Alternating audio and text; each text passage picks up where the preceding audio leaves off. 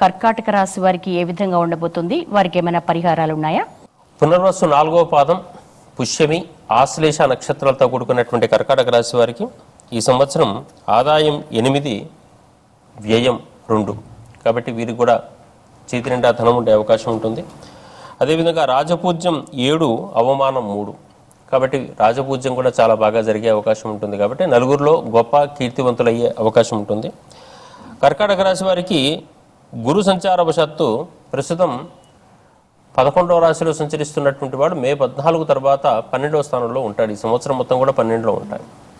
లాభంలో ఉండేటువంటి గురువు వల్ల అనేక రకాలైనటువంటి దైవికమైన ప్రాకృతికమైనటువంటి లాభాలు ఉంటాయి. కానీ 12కు వచ్చిన తర్వాత ఖర్చులు పెరుగుతూ ఉంటాయి.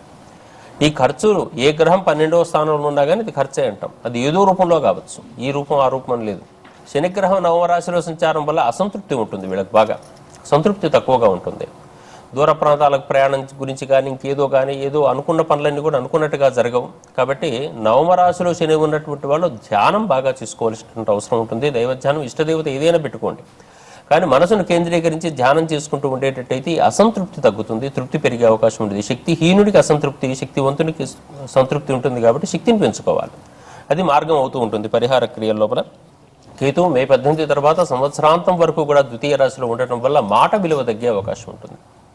మాట విలువను పెంచుకోవాలి ఎప్పుడైనా సరే. ఎదుటివాడిని పలకరించే విధానం, నవ్వే విధానం, చూసే విధానం లోపల.